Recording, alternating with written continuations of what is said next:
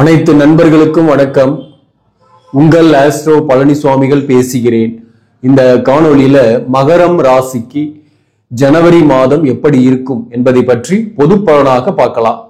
இந்த மகரம் ராசியை பொறுத்தவரையிலும் நிம்மதியை தேடும் நேரம் அப்படின்னு நம்ம டிசம்பர் மாதத்துக்கு போட்டோம். அதாவது ஏதோ ஒரு மனசுல இனம் புரியாத கவலை. என்ன காரணம் அப்படின்னாக்க ராசியாதிபதிக்கு செவ்வாயோட பார்வை இருக்கு.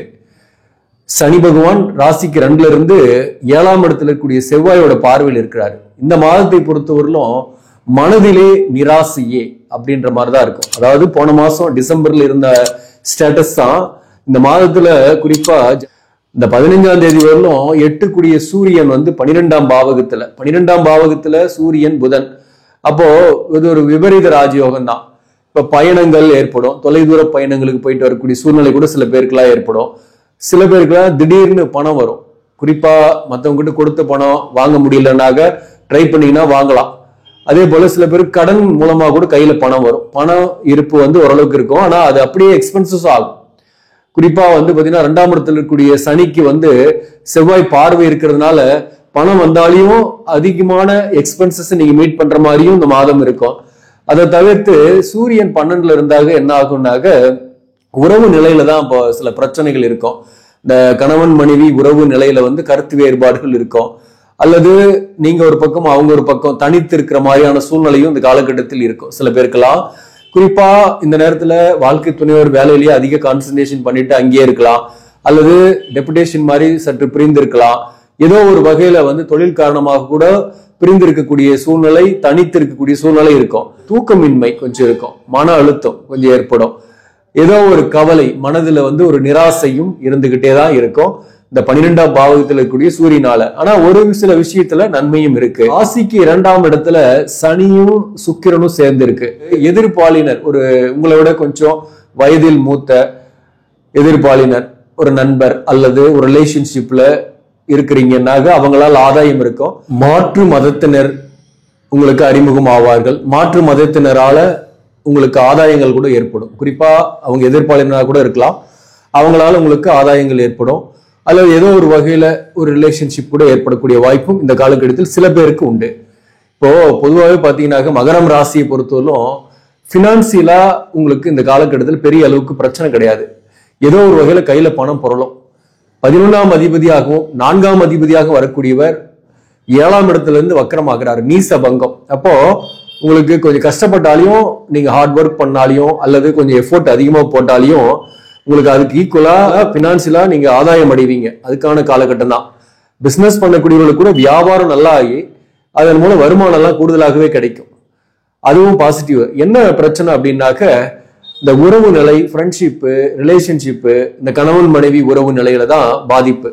அதுல குறிப்பா அன்பு காட்டுறது தான் உங்களுக்கு பிரச்சனையா இருக்கும். எல்லாமே இருந்தா கூட ஏதோ ஒன்று இல்லை, அதுதான் அன்பு இல்லை. அன்பு இல்லைன்னா வாழ்க்கையில ஒரு வெறுமை தான் மிச்சமாகும். மனசு ஒரு நிராசையா இருக்கிற மாதிரி இருக்கும். எதுலையுமே ஒரு இன்வால்மெண்ட் இல்லாத ஒரு சூழ்நிலை சில பேருக்குலாம் இருக்கும். அது ஏழரிச்சனி ஆரம்ப காலகட்டத்திலிருந்தே இருந்துட்டு இருக்கு. அது இப்பதான் வந்துச்சுன்னு சொல்ல முடியாது. பட் இதெல்லாம் இந்த 2025ஓட பிற்பகுதியில உங்களுக்கு திடீர்னு மாற்றம் ஏற்படும். சில பேருக்கெல்லாம் வாழ்க்கை துணைவரை இழந்தவர்களுக்கு வழக்குகள் இருக்கீங்க அப்படின்னாக்க உங்களுக்கு இந்த மாதத்திலேயே வழக்கு இல்ல அந்த மாதத்தோட இறுதியில அது ஃபைனலைஸ் ஆகக்கூடிய வாய்ப்போ அல்லது ஒரு நல்ல உரிய ரிசல்ட் கிடைக்கக்கூடிய வாய்ப்போ உண்டு. அதே போல மறுமணத்திற்காக முயற்சி பண்றீங்க, மறுமணம் ஆகல, திருமணத்திற்காக வரன் பாக்குறீங்க, திருமணமே ஆகல அப்படின்றவங்களுக்கு எல்லாம் கூட இந்த ஜனவரி 28ஆம் தேதிக்கு பிறகு சுக்கிரன் உச்சமாகிறார் 3ஆம் இடத்துல. அந்த காலகட்டத்தில இருந்து உங்களுக்கு எதிர்பாராம வரன் செட் ஆயிடும். எல்லாமே திடீர்னு செட் ஆயிடும். வரன் செட் ஆகும், அல்லது வேலை கிடைச்சிரும். இதனால வேலை தேடிட்டு இருக்கிறீங்க, அரசு பணியை கூட கிடைக்கிறதுக்கு வாய்ப்பு இருக்கு. தொடர்ந்து நீங்க முயற்சி பண்ணிட்டே இருப்பீங்க, ஆனா அப்பெல்லாம் கிடைக்காது. நீங்க எதிர்பார்க்காத நேரத்துல வேலை கிடைச்சிரும். அதே போலதான் வரணும். ஸோ அதனால இந்த மாதம் ஒண்ணுதான் உங்களுக்கு கொஞ்சம் நெகட்டிவா இருக்கிற மாதிரி இருக்கும். போக போக பாத்தீங்கன்னாக்க உங்களோட லைஃப் ஒரு சரியான பாதையை நோக்கி போகிற மாதிரி இருக்கும். சில பேருக்குலாம் ஒரு வேலையை விட்டுட்டுப்பீங்க, விட்ட இடத்துலயே உங்களுக்கு திருப்பி கூட கூப்பிடலாம். அதுக்கான வாய்ப்புகள்லாம் இருக்கு. அதனால இப்ப இருக்கக்கூடிய அந்த மன கவலைகள், நிராசைகள் எல்லாம் நீக்கிட்டு நீங்க ஹாப்பியா இருந்தீங்கன்னு வச்சுங்களேன், உங்களுக்கு எதிர்காலம்ன்றது சிறப்பாகவே இருக்கு. சூரியன் ஜனவரி 14ஆம் தேதியில இருந்து ராசியில இருப்பாரு. ராசியில சூரியன் 7ஆம் இடத்துல செவ்வாய் வக்ரம் பெற்று நீச பங்கமாகிறாரு. கொஞ்சம் கோபம், டென்ஷன், நண்பர்களோட மனஸ்தாபங்கள்லாம் கொஞ்சம் வந்து போகும். வாழ்க்கை துணைவருக்கு உடல்நலம் பாதிப்பு ஏற்பட்டு நீங்கும், அல்லது வாழ்க்கை துணைவருடன் கொஞ்சம் கருத்து வேறுபாடுகள் வந்து போகும். இந்த காலகட்டத்தை பொறுத்தவரையிலும் வாழ்க்கை துணைவருடைய உடல்நலத்தில் கவனம் செலுத்திக்கணும். உங்களுக்குமே கூட உடல்நல விஷயத்துல கவனம் செலுத்திக்கணும். இந்த மாசத்துல மாதத்தோட பிற்பகுதியில ஜனவரி 15ஆம் தேதியிலிருந்து ஏறத்தாழ வந்து சூரியன் ராசிலேயே இருப்பாரு. ராசிக்கும் செவ்வாய் பார்வை இருக்கு, சனிக்கும் செவ்வாய் பார்வை இருக்கு. அப்போ வண்டி வாகனங்கள்ல போகும்போது கவனமா இருக்கணும். உடல் நலத்தில் மிகுந்த அக்கறை கொள்ளணும். ஒரு மனம் வந்து ஒரு அமைதி இல்லாமல் குழப்பத்திலே இருக்கும், ஒரு டென்ஷன் இருக்கும், இல்லாத நினைச்சு கவலைப்பட்டுக்கிட்டே இருப்பீங்க. அதற்கு ரிலாக்ஸேஷன் வேணும். கொஞ்சம் என்டர்டைன்மெண்ட்லயே நீங்க ஈடுபடணும். கொஞ்சம் என்டர்டைன்மெண்டாவும் இருந்தீங்கன்னாக்க ஒரு மனதுக்கு பிடித்தமானவர்களோடு இருக்கிறது, அல்லது மனதுக்கு பிடித்தமான செயல்களை செய்யறது, அல்லது ஒரு மனதுக்கு பிடித்தமான ஒரு ஊருக்கு போயிட்டு வர்றது, ஒரு மலை பிரதேசத்துல போய் பார்த்துட்டு தங்கிட்டு வர்றது, ஒரு ரெக்ரியேஷன் லைஃப்ல இருக்கும்போது உங்களுக்கு அந்த மன அழுத்தம் இல்லாம இருக்கும். மனது வந்து நிராசை இல்லாம சில ஆசைகளோடு இருக்கும்போது தான் வாழ்க்கை வந்து ஓடிக்கிட்டே இருக்கும். நிராசையா இருந்துச்சுன்னா என்ன ஆகும்? லைஃப் வந்து ஒண்ணுமே இல்லை, நம்ம எதுக்குடா செயல்படணும், எதுக்குடா சம்பாதிக்கணும் அப்படின்னு நம்மளை நாமளே வேகத்தை குறைச்சிக்குவோம். பற்றற்ற தன்மை என்பது வாழ்க்கையில இம்ப்ரூவ் இல்லை. இந்த லௌகீக வாழ்க்கையில ஆசையே இந்த அத்தனையும் கட்டி எழுப்புகிறது. அந்த ஆசை வந்து இருக்கணும் ஒரு மனிதனுக்கு. அதே போல பேராசையா தான் இருக்கக்கூடாது. அதுதான் நாங்க சொல்ல வரேன். ஆனா இந்த மகரம் ராசியை பொறுத்தவரையிலும் சின்ன வயசுல இருந்து ரொம்ப கஷ்டப்பட்டு பிற்பகுதி வாழ்க்கையில ஒரு நல்ல நிலைமையை அடையக்கூடியவர்கள், தலைமை பதவிக்கு போகக்கூடியவர்கள் தான். இந்த ராசியிலேயே வரக்கூடிய சூரியனால வந்து உங்களுடைய உடல்நலத்துல கவனம் செலுத்திங்க. அதுதான் ரொம்ப ரொம்ப முக்கியம். அது வயதானவர்களாக இருந்தாலும் சரி, அதே போல குழந்தைகளாக இருந்தாலும் சரி, பெண்களாக இருந்தாலும் உடல்நலத்துல அக்கறை செலுத்தணும். சின்ன விஷயம்னா கூட டாக்டர்கிட்ட போய் பார்க்கறது, கன்சல்ட் பண்ணிக்கிறது நல்லது. செல்ஃப் மெடிகேஷன் கண்டிப்பா அறவே தவிர்த்துறது ரொம்ப ரொம்ப நல்லது.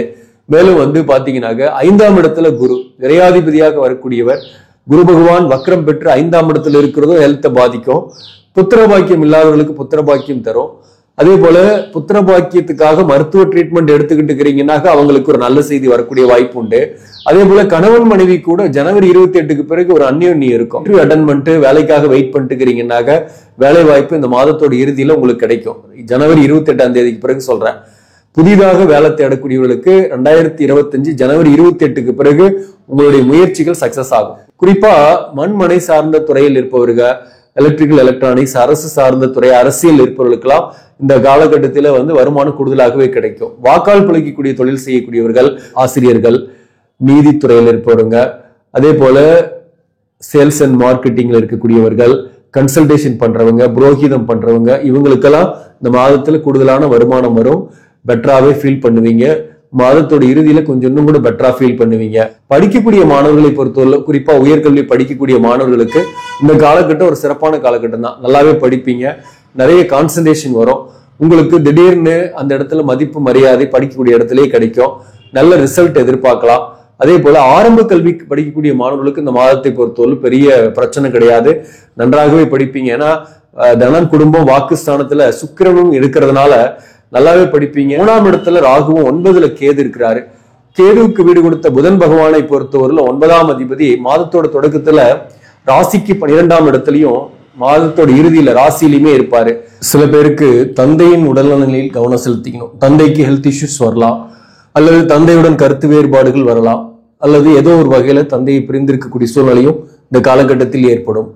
அதே போல இந்த புதன் 6 குடியவனாக வராரு. அவர் 12ஆம் பாவகத்தில் இருக்கும்போது கடனுடைய அழுத்தம் இல்லாம இருப்பீங்க. புதிய கடன் வாங்கினாலையும் அதோட அழுத்தம் இல்லை. மேலும் நோய் வந்தாலும் உடனுக்குடன் மருத்துவம் கிடைக்கும். அதுவும் பாசிட்டிவான விஷயம் தான். ஒரு விபரீத ராஜயோகம் மாதிரி ஆயிடுது 6 குடியவன் 12ல இருக்கும் போது.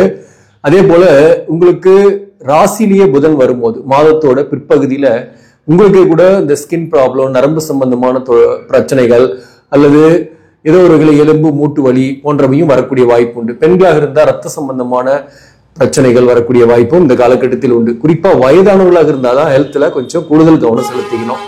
மற்றபடி பெரிய அளவுக்கு பாதிப்பு கிடையாது. சில பேருக்குலாம் சிறு தூர பயணங்கள் போயிட்டு வரக்கூடிய வாய்ப்பு உண்டு. அண்ட அயலார்களோட கொஞ்சம் மனஸ்தாபங்கள் வந்து போகலாம். அதனால கொஞ்சம் கவனமா இருந்துங்க. இந்த காலகட்டத்தை பொறுத்தவரையிலும் எல்லாமே திடீர் நடக்கும். இந்த 2025 உங்களுக்கு பெஸ்டான காலகட்டம் தான். ஒரு பக்கம் வந்து ஏழரை சனியிலிருந்து விடுபட போறீங்க. ஏப்ரல்ல இருந்து திருக்கணித பஞ்சாங்கத்தின்படி சொல்றேன். அதே சமயத்துல இன்னொரு பக்கம் வந்து பாத்தீங்கன்னாக்க உங்களுக்கு அந்த உறவு நிலை, நட்பு, இந்த காதல், ரிலேஷன்ஷிப்பு, கணவன் மனைவி உறவு நிலை தான் கொஞ்சம் கவலை அளிக்கக்கூடியதாக இருக்கும்.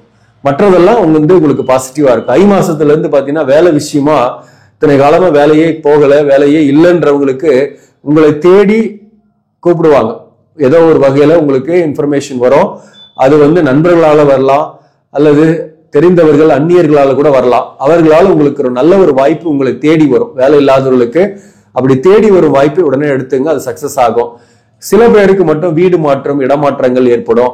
அதாவது குடியிருக்கக்கூடிய வீட்டை மாற்றக்கூடிய சூழ்நிலை, வாகனத்தை வித்துட்டு புதிய வாகனம் வாங்குறது, வாகனத்தில் பழுது போன்றவையும் இந்த காலகட்டத்தில் ஏற்படும். மேலும் சில பேருக்கு இந்த வீடு மாற்றம்ன்றது ஜனவரி 15ஆம் தேதிக்கு மேல உங்களுக்கு ஏற்படக்கூடிய வாய்ப்பு உண்டு. சுபகாரிய நிகழ்ச்சிகளும் சில பேருக்கு செட் ஆகும். பிள்ளைகள் வகையில மகிழ்ச்சி ஏற்படும். பிள்ளைகளுக்கு வேலை கிடைக்கலாம், அல்லது புத்திரபாக்கியம் கிடைக்கலாம். மேலும் பிள்ளைகள் மூலம் உங்களுக்கு சந்தோஷமும் இந்த காலகட்டத்தில் ஏற்படும். இதெல்லாம் பாசிட்டிவான விஷயம் தான் இந்த மாதம். இந்த உறவு நிலையில மனசுல ஒரு நிராசையாவே இருக்கிற மாதிரி இருக்கும். அதுதான் ஒண்ணு. இந்த திருவோணம் நட்சத்திரத்தில் பிறந்தவங்க உடல்நலத்துல கவனம் செலுத்திங்க. வண்டி வாகனங்கள்ல போகும்போது கவனமா இருங்க. மேலும் திருவோண நட்சத்திரத்தில் பிறந்தவங்களுக்கு சுபகாரியம் செட் ஆகக்கூடிய வாய்ப்பும் உண்டு.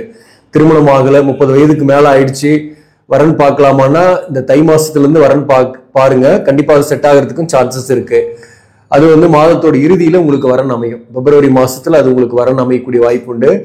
அதே போல இந்த அவிட்டம் நட்சத்திரத்தில் பிறந்தவங்களுக்கு பூர்வீக சொத்து சம்பந்தமான சில பிரச்சனைகள் வரலாம். திருமண வாழ்க்கையில கருத்து வேறுபாடுகள், மிஸ் அண்டர்ஸ்டாண்டிங் நிறைய இருக்கும். பிரிந்திருக்கக்கூடிய சூழ்நிலை இருக்கும். சில எதிர்ப்பாளினுடைய சப்போர்ட், அல்லது எதிர்ப்பாளினுடைய நட்பு அல்லது காதல் போன்றவையும் உங்களுக்கு புதிதாக ஏற்படக்கூடிய வாய்ப்பும் அவிட்டம் நட்சத்திரத்துக்கு உண்டு. உத்திராடம் நட்சத்திரத்தை பொறுத்தவரையிலும் பிள்ளைகள் வகையில மகிழ்ச்சி அடைவீங்க. கடனுடைய அழுத்தம் இல்லாம இருப்பீங்க. கடனை திருப்பி கட்டக்கூடிய சூழ்நிலை இந்த காலகட்டத்தில் ஏற்படும். பணம் ஏதோ ஒரு வகையில வரும். குடும்ப வாழ்க்கையில கணவன் மனைவிக்கு கொஞ்சம் மிஸ் அண்டர்ஸ்டாண்டிங் எல்லாம் போகும். அல்லது வாழ்க்கை துணைவருக்கு ஹெல்த் இஷ்யூஸ் வரும். அவங்களுடைய ஹெல்த்ல கொஞ்சம் கவனம் செலுத்திங்க. திருமண நட்சத்திரத்துக்குமே கூட வாழ்க்கை துணைவருக்கு ஹெல்த் இஷ்யூஸ் போகக்கூடிய வாய்ப்பு உண்டு. எந்த பிரச்சனையும் இல்லை அப்படின்னா வாழ்க்கை துணைவருக்கு ஹெல்த் இஷ்யூஸ் வரும். இல்லைன்னா கருத்து வேறுபாடு இருக்கும். இவ்வளவுதான். அதுல கொஞ்சம் கான்சென்ட்ரேட் பண்ணீங்கன்னா போதுமானது. திருவோணம் நட்சத்திரத்தில் பிறந்தவர்களுக்கும் மொத்தத்துல தொழில் வேலை வாய்ப்பில் எந்த விதமான பிரச்சனையும் இல்லை, சிறப்பாகவே இருக்கு. மற்ற விஷயங்கள்ல கொஞ்சம் கவனமா இருக்கணும். பிரிந்திருக்கக்கூடிய கணவன் மனைவி சேரக்கூடிய வாய்ப்பு இருக்கா அப்படின்னு கேக்குறீங்க நிறைய பேரு. அதற்கான வாய்ப்பு என்பது உங்களுக்கு கூடிய விரைவில் வரும். உங்க சுய ஜாதகத்தின் அடிப்படையில் தான். தோஷங்களே இல்லை அப்படின்னாக்க கண்டிப்பா இந்த சுக்கிரன் உச்சமாகும் போது கூட உங்களுக்கு நல்ல தசாபுக்தி நடக்குதுன்னாக்க பிப்ரவரி மாசத்துல இருந்து கூட பிரிந்த கணவன் மனைவி அல்லது பிரிந்த காதலர்கள் சேரக்கூடிய வாய்ப்பு உண்டு. சப்போஸ் உங்க 2 பேருக்குமே அந்த பொருத்தம் இல்லாம நினைச்சிருக்காங்கன்னாக்க அப்படிப்பட்ட பிரிவுகள் சேர்றதுக்கான வாய்ப்பு இல்லை. அதுதான் நான் திரும்பவும் சொல்றேன். அதை நம்ம புரிஞ்சுக்கணும். சஷ்டி திதி வரக்கூடிய நாட்கள்ல கந்த சஷ்டி கவசம் படிச்சு நீங்க முருகனை அன்று மாலை விரதம் இருந்து மாலை முருகனை போய் தரிசிக்கிறீங்கன்னாக்க நிச்சயமா நீங்க என்ன கேட்கறீங்களோ அது முருகன் தருவார். முருகன் கிட்ட போயிட்டு நீங்க அது இதுன்னு கேட்கறத விட இத்தனை காலமாக நான் வாழ்றதுக்கு எனக்கு கொடுத்திருந்த வசதிகளுக்கெல்லாம் நன்றி என்று நீங்க ஒரு முறை சொல்லிட்டு வாங்க. நன்றி சொல்லிட்டு வாங்க. நன்றி சொல்ல வந்தேன் முருகா, எனக்கு கொடுத்த ஆரோக்கியத்திற்கும் வாய்ப்பிற்கும் நல் வாய்ப்பிற்கும் நல் வாழ்க்கைக்கும் நன்றின்னு சொல்லுங்க. பாருங்க, கண்டிப்பா உங்களுக்கு என்ன தேவையோ அது ஆட்டோமேட்டிக்காவே வரும். ஆக நண்பர்களே, இந்த பதிவு உங்களுக்கு பிடிச்சிருந்தாக லைக் பண்ணுங்க. இதை மற்றவர்களுக்கும் ஷேர் பண்ணுங்க. இன்னும் நம்ம சேனலை சப்ஸ்கிரைப் பண்ணாம பாக்குறவங்க சப்ஸ்கிரைப் பண்ணி கண்டினியூ பண்ணுங்க. இதன் மூலம் உங்களுக்கு ஒரு சரியான ஜோதிட தகவல்களும் ஆன்மீக தகவல்களும் கிடைக்கும். நன்றி, வணக்கம்.